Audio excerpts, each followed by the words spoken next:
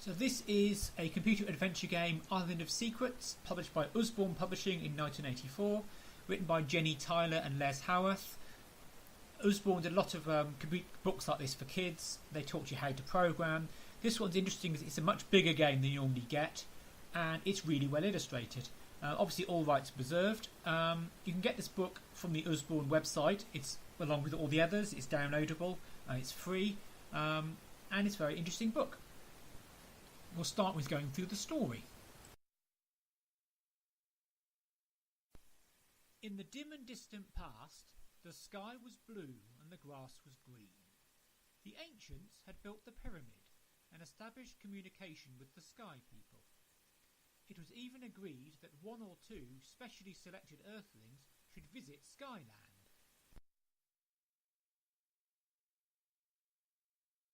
The first, and last as it turned out, earthling sky visitor was Omegan, youngest son of the most influential of the ancients.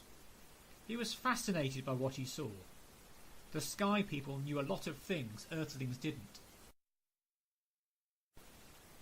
Shortly after Omegan arrived, conflicts began between the sky people and the outer ones.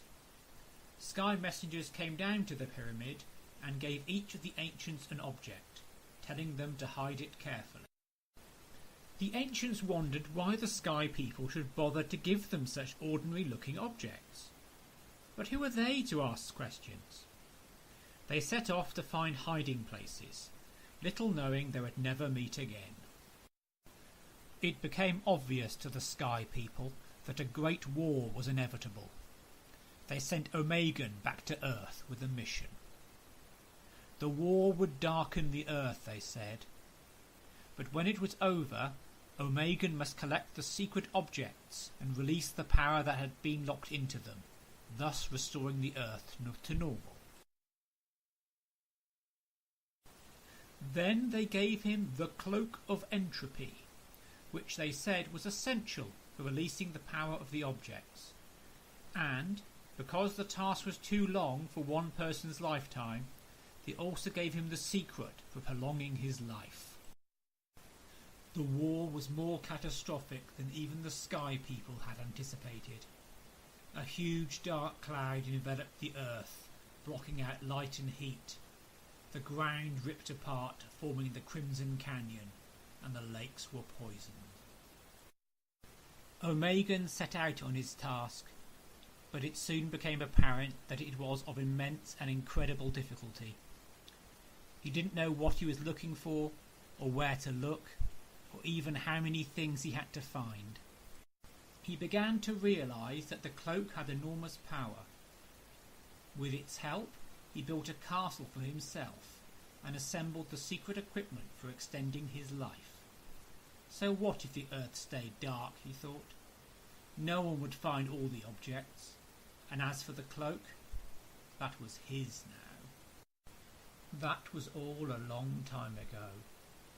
But the land is still in darkness, and Omegan still lives on his island of secrets. No one found the objects, or discovered the secret of Omegan's long life, though there are rumours of some who have tried. Tales are told, for instance, of a wanderer named Median who entered the Castle of Secrets.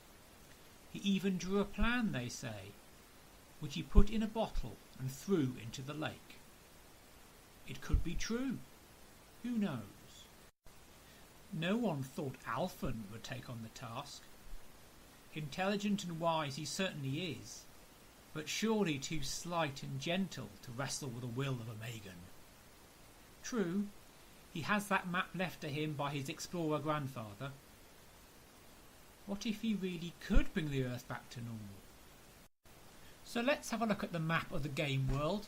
This is the map given to Alfyn by his grandfather. The game doesn't tell you where the exits are anywhere in any locations. You have to look at the map. We start where the X is, start here, just south of the biting bushes. To the south of that you've got Grandad's shack. Next to that the logmen's cabin. Further south the pyramid, a bridge over to the petrified village right at the bottom. On On the other side of the page, you've got the impenetrable forest. Before that, the Crimson Canyon. There's the Lake of Secrets, where Omegan lives. On the far side is the site of the ancient university, a mysterious house, blasted lands, and the Bluewood Stumps. So we're going to have a look around, and next time I'll actually get started with playing, and hopefully actually I do save the Earth. Thank you.